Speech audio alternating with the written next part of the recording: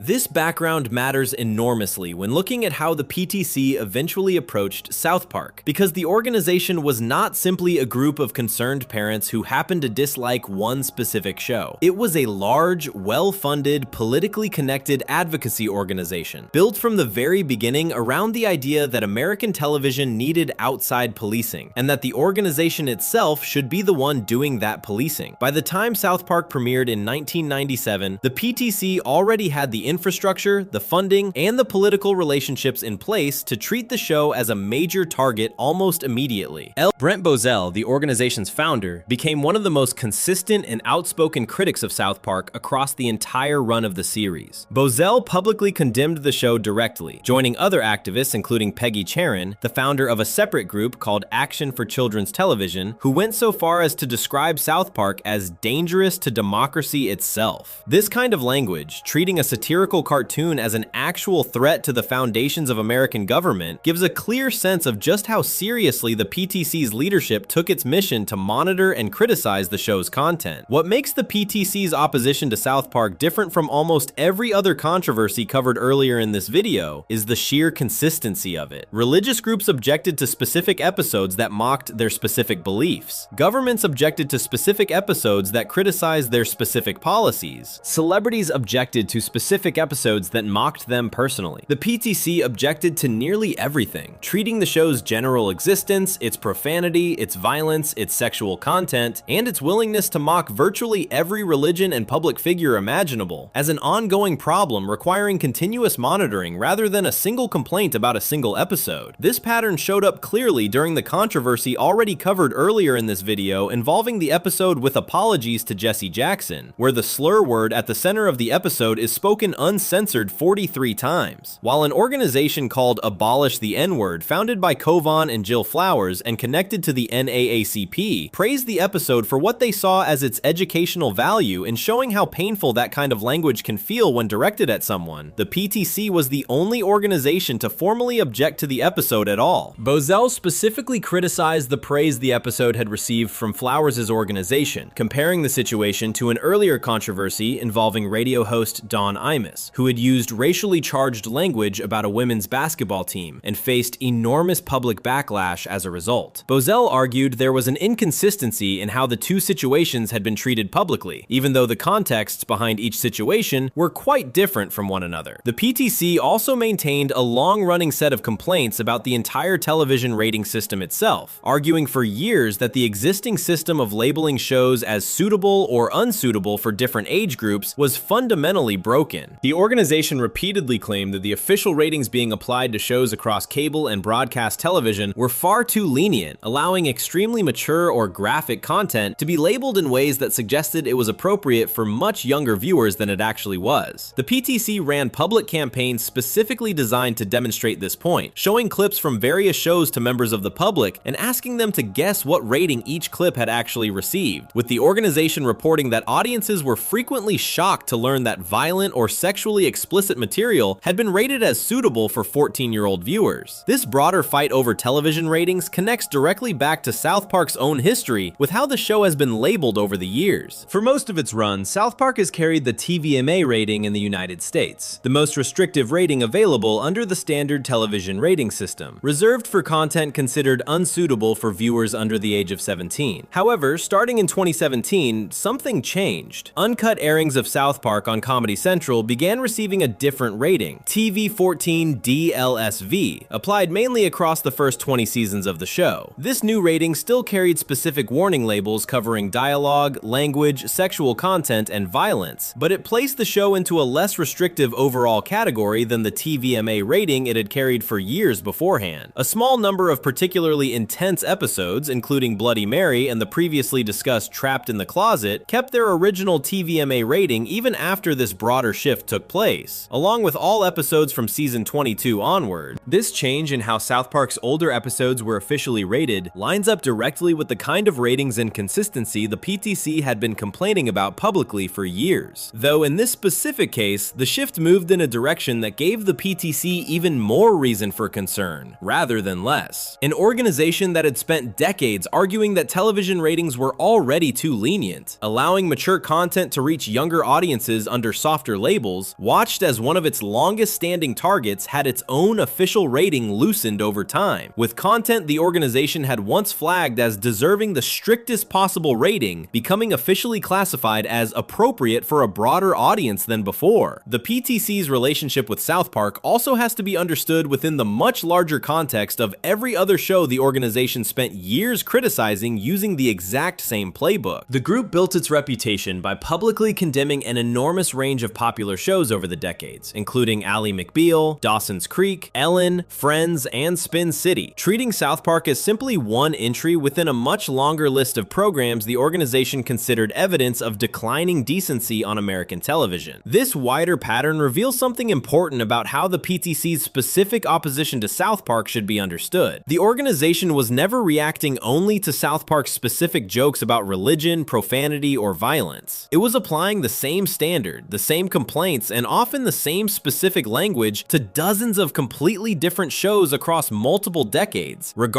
of how different those shows actually were from one another in tone, audience, or content. This consistency is also what makes the PTC such a useful example when examining how institutional moral panics function differently from spontaneous ones. The panic created by Ginger Kids, covered earlier in this video, came from part of the audience misunderstanding satire and acting on it in real schools. The panic surrounding Trapped in the Closet involved quiet institutional pressure that took years to fully understand. The PTC represents something else entirely, a permanent, professionally organized, and well-funded institution whose entire purpose from the very beginning was to generate exactly this kind of ongoing criticism, applied not just to South Park, but to nearly the entire landscape of modern American television. Where other controversies on this list eventually faded once the specific episode causing them stopped being current, the PTC's opposition to South Park never had a single ending point, because the organization's objection was never really about any one episode in the first place. It was about the show's entire existence, sustained continuously for as long as the organization itself remained active. In October of 2025, the organization that had spent 30 years fighting this kind of battle against shows like South Park filed for bankruptcy, with reporting describing its closure as a reflection of broad cultural changes, including a media landscape that had shifted dramatically away from the traditional cable and broadcast television the PTC had built its entire mission around monitoring. The organization that had once commanded a budget of nearly $5 million and a membership in the hundreds of thousands had, by its final years, seen its donations shrink dramatically, mirroring a wider collapse in the kind of cultural authority that had once made groups like this powerful enough to influence rating systems, advertiser decisions, and network programming decisions across the entire television industry. Before we move on, if you're enjoying this analysis, please consider subscribing. It helps the channel tremendously. Religious groups, government censors, celebrity activists, and standing watchdog organizations had all, in their own separate ways, tried to control what South Park was allowed to say over nearly 3 decades on the air. None of them ever fully succeeded in stopping the show, and the philosophy Parker and Stone built their entire career around, the simple idea that no single group deserves permanent protection from being mocked, remains the same defining argument running underneath every single controversy covered across this entire video. From a cartoon about red hair that accidentally became real, to an entire country erasing a single episode from its own internet. Section 10. The Equal Opportunity Offenders Defense as Anti-Panic Doctrine. Across nearly 30 years on the air, Trey Parker and Matt Stone have faced an enormous number of separate controversies, each one different in its details, its danger, and its outcome. A child with red hair gets kicked on a playground because of a joke about prejudice. A beloved actor's exit from the show gets tangled up with his own declining health, and a religion he could no longer fully advocate for himself within. A small group calling itself Revolution Muslim threatens 2 cartoonists with the same fate as a murdered filmmaker. An entire country erases a television show from its own internet within a matter of days. A non-profit organization spends 3 decades formally objecting to the show's existence before eventually going bankrupt. Each of these stories covered across this video looks completely different on the surface. Underneath all of them sits the exact same explanation, repeated by Parker and Stone consistently across interviews and public statements for nearly the entire run of the show. That explanation is usually summarized using a simple phrase: equal opportunity offenders. The idea behind it is straightforward enough to state in a single sentence. No single religion, government, celebrity, or social group should be permanently protected from being mocked. Because creating permanent protection for any one group means deciding that some people deserve safety from criticism, while everyone else remains fair game. Parker and Stone have stated this philosophy directly and consistently, framing it not as a desire to offend people for its own sake, but as a matter of basic fairness. If Christianity gets mocked on the show, then Judaism, Islam, Mormonism, and every other major religion gets mocked as well. If liberal celebrities like Rob Reiner get turned into cartoonish villains, then conservative figures receive the exact same treatment somewhere else in the show's history. If working class smokers get defended against a wealthy anti-smoking activist in one episode, an entirely entirely different episode might turn around and mock working class behavior just as sharply somewhere else. This philosophy connects directly to something Kyle says during the climax of Cartoon Wars Part 2, covered earlier in this video, where he argues that either everything should be allowed to be mocked equally or nothing should be. That line was not simply clever writing built for one specific episode about Muhammad. It was Parker and Stone placing their own personal belief directly into the mouth of one of their characters, using a fictional moment to state as plainly as the format allowed the actual argument guiding their approach to the entire show. Looking back across every story covered in this video with that philosophy in mind reveals a pattern that connects all of them together far more tightly than they might appear at first. Ginger Kids took the exact structure of one of history's worst examples of mass persecution and applied it to something with zero real-world history of persecution behind it: hair color, specifically to strip away any excuse a viewer might use to avoid the lesson underneath the joke. The episode does not pick an existing victim group and risk reinforcing real prejudice against them. It invents one from nothing, proving that the lesson works regardless of who the target happens to be, because the entire point was the method of manufacturing hatred, not the specific group being hated. Trapped in the Closet pointed its most serious satire directly at a powerful religious organization with real legal resources and real influence inside the entertainment industry. The same kind of organization most television writers would have every reason to avoid provoking. The show did not soften its presentation of Scientology's actual teachings to make the material safer. It presented them plainly and let the natural reaction speak for itself, regardless of what that risked for the show's relationship with one of its own most beloved cast members. Cartoon Wars and the two-part 200 and 201 storyline pushed this same principle into territory carrying genuine physical danger, refusing to treat the threat of violence as a reason to grant permanent protection to any single religious image, even after watching real riots and real deaths unfold internationally in response to similar material elsewhere. The argument Kyle makes inside the fictional version of that story, that giving in to fear rewards exactly the wrong kind of behavior, was tested directly against Parker and Stone's real lives once actual threats arrived at their own doorstep. And even after their own network folded under that pressure, the creators publicly refused to pretend they agreed with the censorship that resulted. It Hits the Fan took the opposite end of the spectrum entirely, applying the same exaggerated, no exceptions approach to something almost laughably small: a single curse word from an unrelated medical drama, proving that the show's underlying argument about disproportionate panic works just as well on a nearly harmless example as it does on a genuinely dangerous one. With apologies to Jesse Jackson, pushed this principle into its most painful and complicated test yet, applying the same no permanent protection standard to a slur carrying centuries of real historical violence behind it, a choice that split reactions even within the specific community the word was originally built to harm, proving that the equal opportunity standard does not guarantee universal agreement about whether it was the right call, even from the people most directly affected by it, but outturned that same lack of permanent protection toward a real celebrity actively using his platform for what he believed was a good cause, refusing to treat good intentions as automatic protection from mockery, especially once the episode's plot revealed the celebrity in question willing to lie and manipulate children to advance that cause. Banned in China extended the principle to the most powerful government featured anywhere on this list, refusing to soften criticism of Chinese censorship policy even after Parker and Stone clearly understood, going into production, that the episode would likely cost them access to an enormous and lucrative market. And the Parents Television Council's 3-decade campaign against the show represents the clearest possible proof that Parker and Stone never bent this principle for the sake of avoiding sustained institutional pressure either, choosing instead to simply keep making the show they wanted to make until the organization criticizing them eventually ran out of money and shut down entirely. What ties every one of these stories together is not really any specific joke, episode, or controversy. It is the refusal to ever finish the list of acceptable targets. The moment a list like that gets finished, with certain groups placed permanently outside the reach of satire because mocking them is considered too dangerous, too painful, or too politically costly, the entire structure holding up the show's argument about fairness collapses. A comedy that mocks everyone except the groups most likely to sue, threaten violence, or organize a boycott is not actually treating everyone equally. It is simply identifying which groups hold the most power to punish criticism and quietly protecting them while continuing to mock everyone else. Parker and Stone's stated philosophy exists specifically to avoid that outcome, even when avoiding it has cost them a beloved cast cast member, a heavily censored broadcast, an entire national market, and decades of sustained criticism from a well-funded advocacy organization. This is also where the larger argument running through this entire video reaches its conclusion. South Park has spent nearly 30 years positioning itself as the show standing outside moral panics, pointing at how quickly people lose perspective over things that rarely deserve the reaction they receive. The stories covered across this video complicate that self-image in important ways, showing moments where the show's own satire got absorbed and misused by part of its audience, moments where institutional pressure operated quietly enough that the full truth took years to surface, and moments where the show's own network folded under outside threats, despite Parker and Stone's stated principles. South Park has never been a perfectly clean outside observer of moral panic, immune to becoming tangled up in the very phenomenon it built its identity around examining. What remains consistent across every single one of these stories, however, is the refusal to let any single instance of panic, backlash, or threat change the underlying standard going forward. The show that lost Isaac Hayes still went on to make 200 and 201 years later. The show that watched its own network censor its closing message in 201 still went on to make Banned in China nearly a decade after that. The show that generated real schoolyard violence from ginger kids still continued applying the exact same equal opportunity approach to nearly every controversial subject imaginable for decades afterward, never settling into a safer, narrower version of itself in response to any individual consequence, no matter how serious that consequence turned out to be. That consistency stretched across religious institutions, foreign governments, celebrity activists, racial language, profanity panics, and a professional watchdog organization that eventually went bankrupt trying to stop it, is what makes South Park worth examining seriously as a study of moral panic rather than simply a list of controversies. The show did not avoid becoming part of the very phenomenon it set out to mock. It walked directly into that phenomenon, repeatedly, by choice, fully aware of what each specific subject had already cost other artists who touched it before them, and kept making the exact same argument anyway, episode after episode, decade after decade, refusing to ever finish the list of things it would agree never to laugh at again. If you enjoyed this video essay, make sure to subscribe. Thanks for watching, and I'll see you in the next one.